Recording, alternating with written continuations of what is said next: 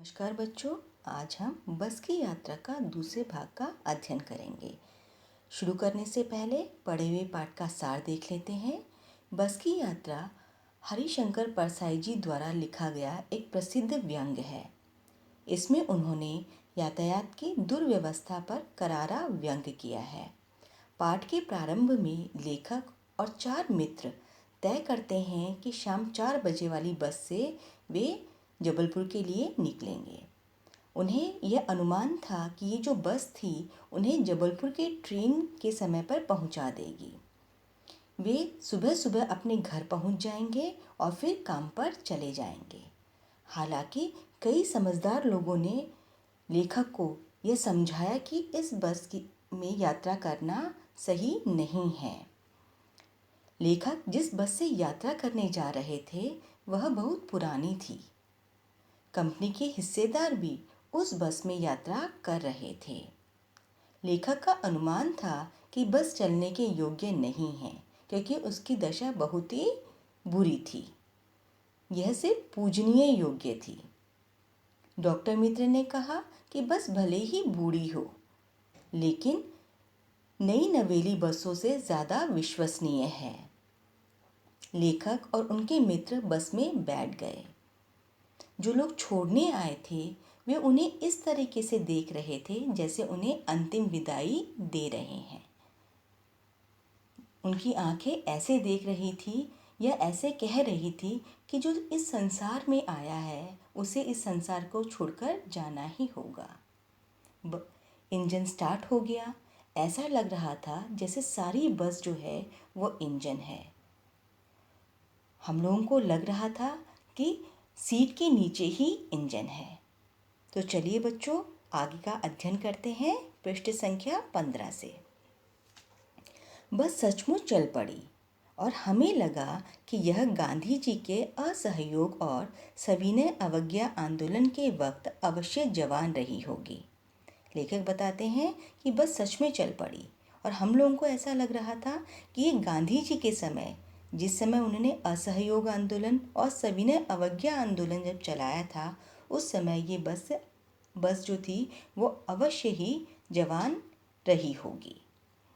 असहयोग का अर्थ होता है सहयोग न करना, सविनय का अर्थ होता है विनय सहित और अवज्ञा का अर्थ होता है अनादर।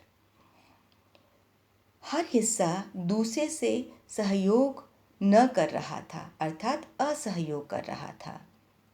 पूरी बस सविनय अवज्ञा आंदोलन के दौर से गुजर रही थी। सीट का बॉडी से असहयोग चल रहा था। कभी लगता सीट बॉडी को छोड़कर आगे निकल जाएगी, कभी लगता कि सीट को छोड़कर बॉडी आगे निकल जाएगी। 8-10 मील चलने पर सारे भेदभाव मिट गए। यह समझ में नहीं आता था कि सीट पर हम बैठे हैं या सीट हम पर बैठी है। लेखक कहते हैं कि थोड़े जब हम आगे निकले, जब लगभग 10-15 मील हो चुके थे, तब हमें ऐसा लग रहा था कि जैसे हम सीट पे नहीं बल्कि सीट हम पर बैठी है। और इंजन जो था, मतलब बस का हर एक भाग जो था वो असहयोग करने के लगा हुआ था। कभी ऐसा लगता था कि बस की जो बॉडी है वो सीट को छोड़ के आगे भाग जाएगी, कभी ऐसा लगता कि सीटें बॉडी को छोड़ के आगे निकल जाएंगी। एकाएक बस रुक गई। मालूम हुआ कि पेट्रोल की टंकी में छेद हो गया है। ड्राइवर ने बाल्टी में पेट्रोल निकालकर उसे बगल में रखा और नली डालकर इंजन में भेजने लगा। अब मैं उम्मीद कर रहा था कि थोड़ी देर बाद बस कंपनी के हिस्सेदार इंजन को निकालकर गोद में रख लेंगे और उसे नली से पेट्रोल पिलाएंगे, जैसे माँ बच्चे के मुंह में दूध की शीशी लगाती है। लेखक बताते हैं कि अचानक से बस रुक जाती है। जब हमने मालूम किया तो पता चला कि पेट्रोल की टंकी जो है उसमें छेद हो गया है। ड्राइवर ने बाल्टी के अंदर पेट्रोल निकाला और अपने बगल में रख लिया और एक नली लगाकर इंजन में पेट्रोल भेजने लगा। लेखक कहता है, मैं सोच रहा था कि अब जो बस मालिक जो है या जो बस जो का हिस्सेदार जो बैठा हुआ है बस के अंदर, वो थोड़ी देर के अंदर इंजन को अपनी गोदी में रख लेगा और बिल्कुल उसी तरीके से उसे पेट्रोल पिलाएगा जैसे एक माँ अपने बच्चे के मुंह में दूध की शीशी लगा देती है। बस की रफ्तार अब 15-20 मील हो गई। मुझे उसके किसी भी हिस्से पे भरोसा नहीं था। ब्रेक फेल हो सकता था, स्टीयरिंग टूट सकता था। प्रकृति के दृश्य बहुत लुभावने थे। दोनों तरफ हरे हरे पेड़ थे जिस पर पक्षी बैठे थे। मैं हर पेड़ को अपना दुश्मन समझ रहा था। जो भी पेड़ आता डर लगता कि इससे बस टकरा जाएगी। वह निकल जाता तो दूसरे पेड़ का इंतज़ार करता। झील दिखती तो सोचता कि इसमें बस गोते लगा जाएगी। लेखक कहते हैं कि बस की रफ्तार पहले से भी कम हो गई थी। अब उनको किसी भी बस के हिस्से पर भरोसा नहीं था। उन्हें डर लग रहा था कि बस का कभी भी ब्रेक फेल हो सकता है, स्टीयरिंग टूट सकता है, कुछ भी अनर्थ हो सकता है। प्रकृति के इतने सुंदर लुभावने दृश्य थे, किंतु वो उनको नहीं देख रहे थे। और तो और हर एक वृक्ष, हर एक पेड़ जो उन्हें दिखाई दे रहा था, वह उसे अपना शत्रु समझ रहे थे। उन्हें लगता, जब भी कोई पेड़ दिखाई देता, उन्हें लगता कि बस पेड़ से जाके टकरा जाएगी। जैसे ही वह पेड़ निकल जाता, दूसरे पेड़ का इंतज़ार वो करने लगते। कोई झील दिखती तो उन्हें ऐसे लगता जैसे बस जो है झील के अंदर गोते लगा जाएगी। एकाएक फिर बस रुकी। ड्राइवर ने तरह तरह की तरकीबें की, पर वह चली नहीं। सविनय अवज्ञा आंदोलन शुरू हो गया था। कंपनी के हिस्सेदार कह रहे थे, बस तो फर्स्ट क्लास है जी, यह तो इत्तेफाक की बात है। लेखक बताते हैं कि एक बार फिर से अचानक बस रुक जाती है। ड्राइवर अलग अलग प्रकार के उपाय करता है, किंतु वो बस शुरू नहीं होती। जो बस हिस्सेदार बैठा हुआ था वहाँ पर, वो ये कहता है कि बस तो फर्स्ट क्लास थी जी, लेकिन ये तो इत्तेफाक की बात है, अर्थात संयोग की बात है कि ये खराब हो गई। क्षीण चांदनी में वृक्षों की छाया के नीचे वह बस बड़ी दयनीय लग रही थी। लगता जैसे कोई वृद्धा थक कर बैठ गई हो। हमें ग्लानि हो रही थी कि बेचारी पे लद कर हम चले आ रहे हैं। अगर इसका प्राणांत हो गया तो इस बियाबान में हमें इसकी अंत्येष्टि करनी पड़ेगी। लेखक बताते हैं कि एक वृक्ष की छाया के अंदर बस जो थी वो रुक जाती है और खड़ी भी ऐसी लग रही थी, मतलब उस पर बेहद दया आ रही थी। क्षीण का अर्थ होता है बहुत ही धीमी, चांदनी का अर्थ है मतलब चांद की रोशनी के अंदर। तो बिल्कुल उसको देखकर दया हो रही थी, दया आ रही थी उस बस को देखकर। ऐसा लग रहा था जैसे कोई वृद्धा अर्थात कोई बूढ़ी औरत जो है वो थक कर बैठ गई है। अंदर से बहुत ही ज़्यादा ग्लानि अर्थात पछतावा हो रहा था कि इस बूढ़ी पर बैठकर, बेचारे इस बूढ़ी बस में हम लोग बैठकर इतने सारे लद कर मतलब बैठकर इतने सारे लोग हम लोग बैठकर चले आ रहे हैं। अगर ये इसके प्राणों का अंत यही हो गया तो बियाबान का अर्थ होता है सुनसान। इस सुनसान के अंदर इसकी अंत्येष्टि करनी पड़ेगी। अंत्येष्टि अर्थात क्रियाकर्म करना पड़ेगा। हिस्सेदार साहब ने इंजन खोला और कुछ सुधारा। बस आगे चली। उसकी चाल और भी कम हो गई थी। लेखक बताते हैं कि हिस्सेदार जो साहब थे, उन्होंने बस का इंजन खोला और उसमें कुछ करते हैं, कुछ सुधार करते हैं। अब बस फिर आगे चल पड़ती है, लेकिन उसकी जो गति थी अर्थात उसकी जो चाल थी पहले से भी कम हो गई थी। धीरे धीरे वृद्धा की आंखों की ज्योति जाने लगी। चांदनी में रास्ता टटोलकर वह रेंग रही थी। आगे या पीछे से कोई गाड़ी आती दिखती तो वह एकदम किनारे खड़ी हो जाती और कहती, निकल जाओ बेटी, अपनी तो वह उम्र ही नहीं रही।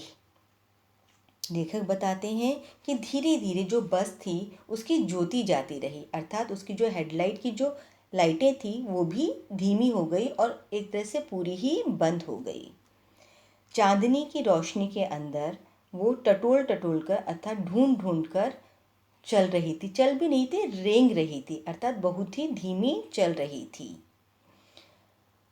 जब भी उसे आगे पीछे से कोई बस आते दिखाई देती, अर्थात कोई गाड़ी आते दिखाई देती, वो बिल्कुल किनारे खड़ी हो जाती और खड़ी होकर ऐसे कहती, अर्थात हमारे मन में ऐसा होता कि बस कह रही है, बेटी तुम तो चली जाओ, अब मेरी तो वह उम्र नहीं रही कि मैं तुम्हारी बराबरी कर सकूं।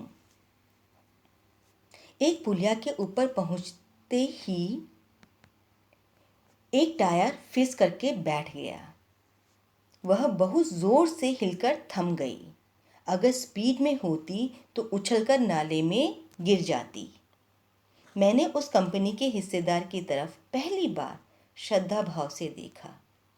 वह टायरों की हालत जानते हैं, फिर भी जान हथेली पे लेकर उसी बस में सफ़र कर रहे हैं। उत्सर्ग की ऐसी भावना दुर्लभ है।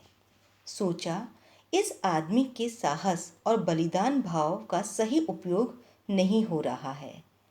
इसे तो किसी क्रांतिकारी आंदोलन का नेता होना चाहिए।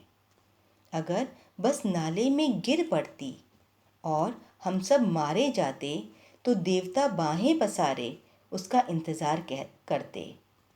कहते, वह महान आदमी आ रहा है जिसने एक टायर के लिए प्राण दे दिए। मर गया पर टायर नहीं बदला।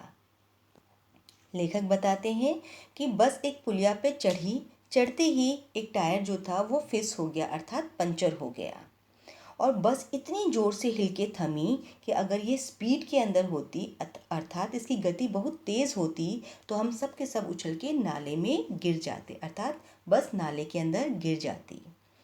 लेखक कहते हैं कि अब वाकई मेरे मन के अंदर जो बस हिस्सेदार था उसके प्रति श्रद्धा भाव जाग उठा कि बस की हालत जानते हुए भी, अर्थात बस के टायर के बारे में जानता था वो कि वो काम के नहीं हैं, वो कभी भी पंचर हो सकते हैं, कभी भी फट सकते हैं, फिर भी वो इस बस के अंदर सफ़र कर रहा था।